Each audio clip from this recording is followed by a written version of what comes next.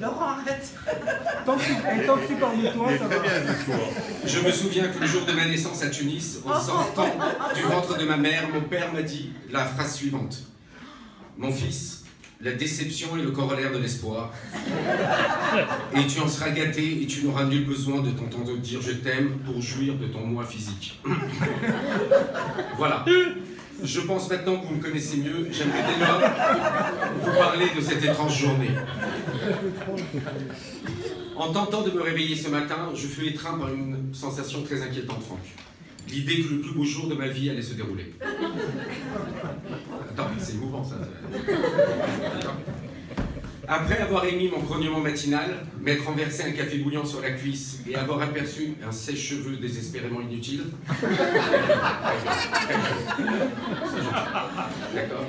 Je ne comprenais toujours pas pourquoi ce sourire de con était accroché à ma gueule. Alors j'ai cherché.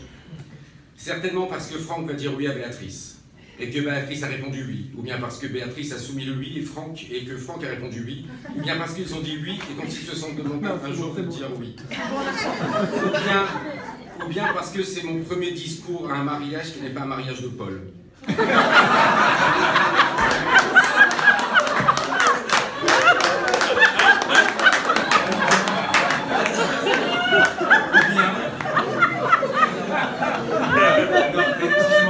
Si je peux garder l'émotion. Ou bien parce que Michel m'a dit hier qu'il allait arrêter le cinéma. Ou certainement parce que Bobby m'a appelé cette nuit et m'a demandé de ne pas faire de discours. On pense à lui. Et parce que Dandy m'a dit que j'avais maigri. Parce que je suis enfin seul, sans argent, sans toit ni femme. Et vite d'avenir. Ou peut-être parce que c'est mon premier moment de solitude. Ou parce que j'ai le ventre vide et plein que je n'aurai plus de franges. Ou bien tout simplement parce que mon frère Franck respire, toujours, et sourit à nouveau. Ouais.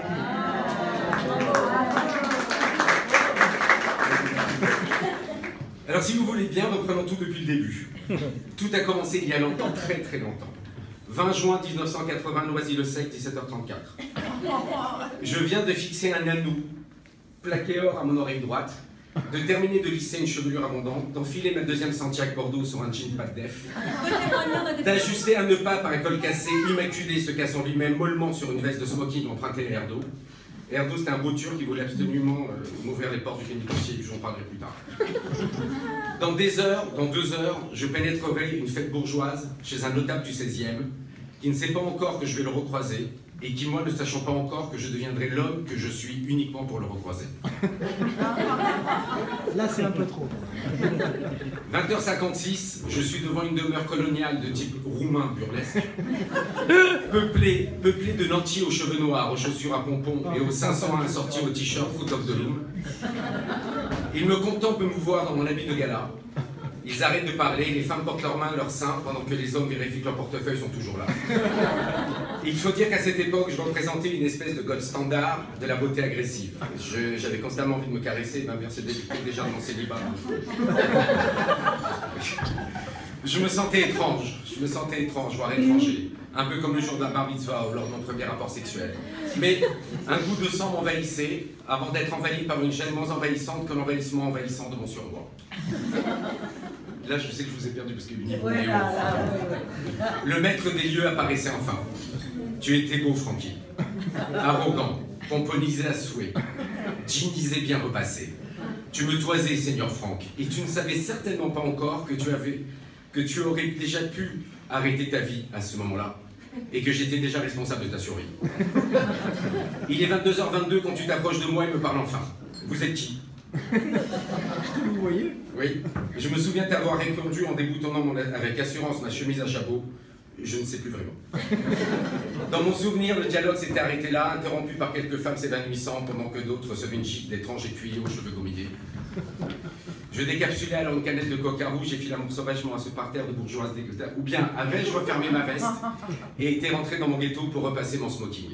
Mes souvenirs sont flous, Franck. Une chose est certaine, je ne t'ai plus jamais revu, et tant mieux pour toi. Jusqu'au 3 mai 2006, 8h34 du matin, à 6 minutes de mon premier café. Coup de fil urgent et médical de Paul. Autant dire que connaissant les urgences médicales de Paul, à savoir, le saumon est-il trop salé pour mon régime ou vaut-il mieux boire de l'eau plate ou pétillant pour ma peau?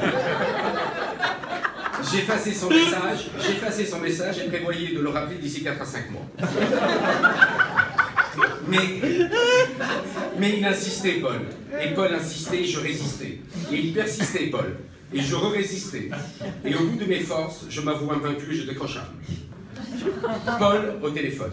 Peux-tu voir rapidement mon meilleur pote que tu connais d'ailleurs? Il a une société d'informatique, divorcé récemment, il aimait pas beaucoup de monde, il aime les voitures et tu sais, il connaît très bien quelqu'un qui pourrait te rendre un grand service. D'ailleurs, sa cousine est riche, elle va te dire ta gueule, Paul. Ta gueule. Voilà. Un petit coup de fil matinal et rituel de Paul.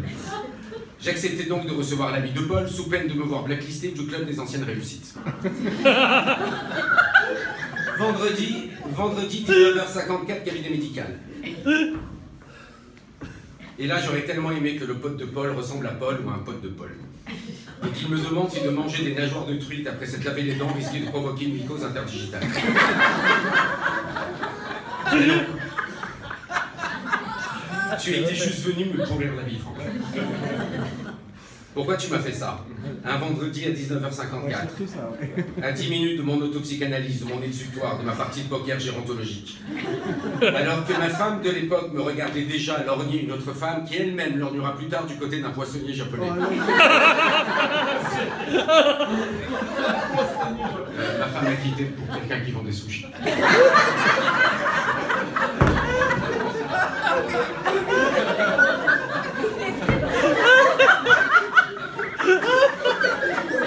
Se préparer au poker était ma seule réalité dans ma vie de mythomane. Je devais assérer les attaques piquantes et acides destinées à Michel. Michel Bougelard. Et voyez aucune prétention de ma part de vous convaincre que je connais les grands de ce monde. Mais je veux être sûr que vous ne le confondiez pas avec Michel Croquenfeuille, un pote de seconde au lycée Olympe de Gouges à Noisy-le-Sec, qui me disait souvent que l'on devinait dans les rides d'un homme les orgasmes arvotés de sa femme. Un génie. Non, je vous parle du Michel au 645 entrées en 4 films.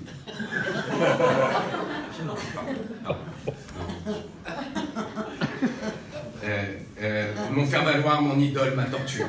Le frère de l'homme aux 80 millions d'entrées de films encore inconnus. Mais revenons à mon cauchemar, Franck. Celui qui m'avait renvoyé à mon statut de palefrenier 30 ans plus tôt. En fait, tu n'avais trouvé comme prétexte pour me revoir que de liquéfier ta moelle et de me démonter le cerveau. À ce moment précis, j'ai senti le vide que m'avait procuré ton absence, qui en fait ne me manquait que très peu, mais qui m'amputait quand même sans être conscient que ce manque risquait de me manquer violemment si je défaillais dans mes compétences médicales. C'est clair? Oui. En fait, je ne pouvais déjà plus me passer de toi. Tu as été assis face à moi, ne sachant rien, ne comprenant rien. Tu te posais entre mes mains, tel une taupe, ne retrouvant plus sa galerie.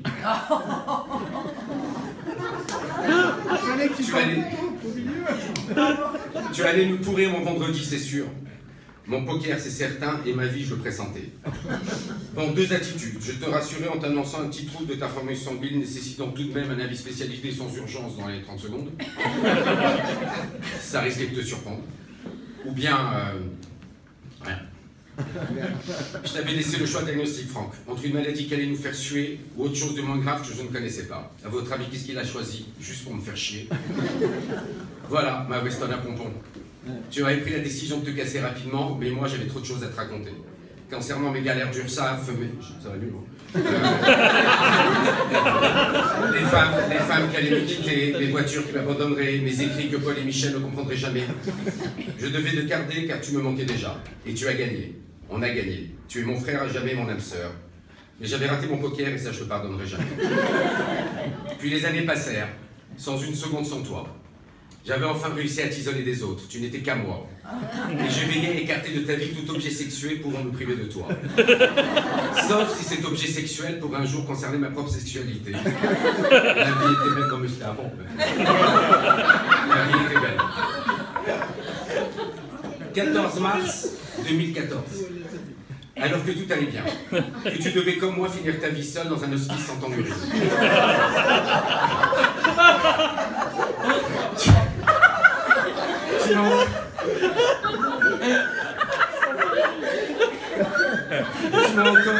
Tu m'as encore pourri ma vie, Franck. par une phrase résonnante comme des acouphènes. Il faut que je te parle, je crois que c'est la bonne. Une voiture, une femme pour moi, une selle, une paire de Weston, une partie de poker, ma mère.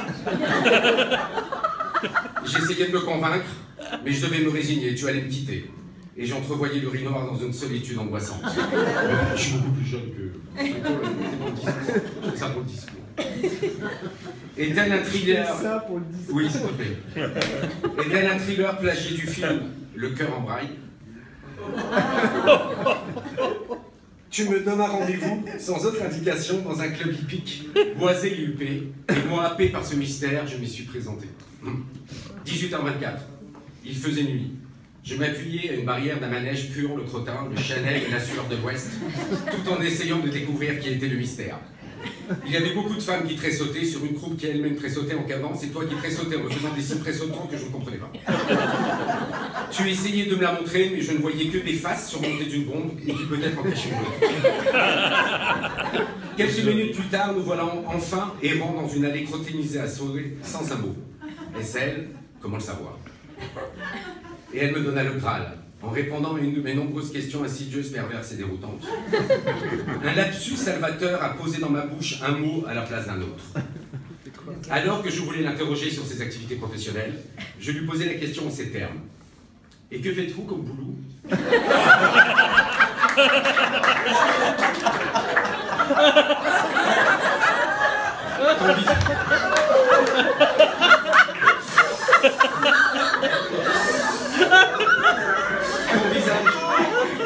Ton visage s'éclaire à fond. Le tien aussi. Tu retiras ta bombe et elle aussi. Tu avais compris que j'avais compris qu'elle avait tout compris. Mais elle ne va quand même pas te préparer tes petits déjeuners, supporter ta gueule de chenef au réveil, te faire du yoga, t'apprendre à te redresser, te faire habiter à nuit, ressortir tes chaussures à pompons, te faire des enfants. Là, mon expertise médicale me rassura sans avoir...